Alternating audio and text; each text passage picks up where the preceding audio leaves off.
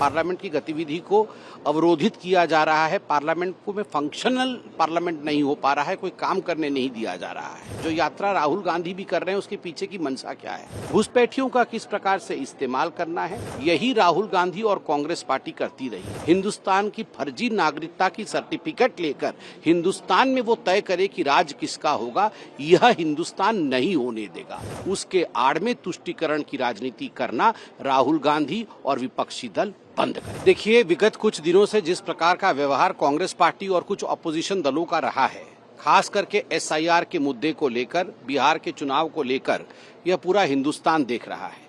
मैं पार्लियामेंट के बाहर खड़ा हूं, आप सभी देख रहे हैं कि पार्लियामेंट की गतिविधि को अवरोधित किया जा रहा है, पार्लियामेंट को में फंक्शनल पार्लियामेंट नहीं हो पा रहा है, कोई काम करने नहीं दिया जा रहा है।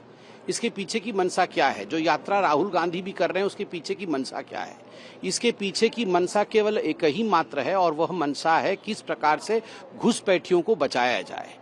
जो देश के इन्फिल्ट्रेटर्स हैं, जो देश के अंदर घुसे हुए हैं, जो नागरिक नहीं है देश के, यह एक प्रक्रिया है, स्वाभाविक प्रक्रिया है कि इलेक्शन कमीशन का ये दायित्व बनता है कि जो घुसपैठिए हैं किस प्रकार से उनको क्लेंजिंग की जाए, वो इलेक्टोरल रोल में नहीं आए और वो इलेक्शन में भाग न ले सके। ये अधिकार उनको नहीं है वोट देने का।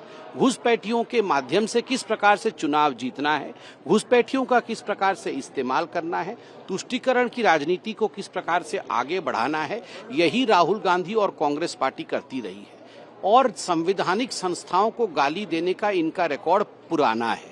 आप याद करिए, जब राम मंदिर का जजमेंट आया था तो सुप्रीम कोर्ट को पानी पी पी कर इन लोगों ने कोसा था, जजेस के नाम ले लेकर उनके खिलाफ मीम बनाकर सोशल मीडिया में छोड़ा था। और आज इलेक्शन कमीशन ऑफ इंडिया के खिलाफ जिस प्रकार का वक्तव्य सोशल मीडिया के माध्यम से और खुद राहुल गांधी दे रहे हैं, जिन शब्दों का प्रयोग वो कर रहे हैं, मुझे लगता है पूरा हिंदुस्तान उसे एक्सेप्ट नहीं कर रही है, उसे नकार रही है। और हिंदुस्तान देख भी रही है कि खिसियानी बिल्ली खंबा नोचे।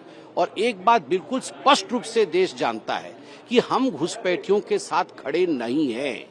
किसी भी कीमत पे घुसपैठिए आकर यहाँ पर वोट दे हिंदुस्तान में, हिंदुस्तान की फर्जी नागरिकता की सर्टिफिकेट लेकर हिंदुस्तान में वो तय करे कि राज किसका होगा, यह हिंदुस्तान नहीं होने देगा। उसके आड़ में तुष्टीकरण की राजनीति करना राहुल गांधी और विपक्षी दल बंद करें। देखिए, ऐसी कौन सी संस्था है जिसके खिलाफ विपक्ष खड़ी नहीं हुई है? हिंदुस्तान की कौन सी संस्था है? जो पॉलिटिकल पार्टी सुप्रीम कोर्ट के खिलाफ बोल सकती है, जो पॉलिटिकल पार्टी राम मंदिर के जजमेंट के पश्चात जजेस को गाली दे सकती है, जो पॉलिटिकल पार्टी इंडिया के आर्मी को छोड़ नहीं सकती है, इंडिया के आर्मी के चीफ को सड़क का गुंडा करार दे सकती है, तो स्वाभाविक रूप से आप बताइए कि इलेक्शन कमीशन के लिए भी आज जिन शब्दों का प्रयोग किया जा रहा है, पार्लियामेंट के बाहर खड़े होकर जिस प्रकार से इलेक्शन कमीशन को गाली दी जा रही है, सड़कों पर इलेक्शन कमीशन को गाली दी जा रही है, और जिन शब्दों का प्रयोग किया जा रहा है, एक ही चीज दिखा रहा है कि संवैधानिक संस्थाएं, सबकी अपनी अपनी मर्यादा होती है, सबका अपना अपना बाउंड्री होता है, और एक संवैधानिक संस्था दूसरी संवैधानिक संस्था का हमेशा आदर करती है। हमारे भी डिफरेंसेस हो सकते थे, पुराने हमारे भी डिफरेंसेस थे, मगर हमने कभी भी ऐसे शब्दों का प्रयोग नहीं किया जो अमर्यादित हो, जो मर्यादा से बाहर हो।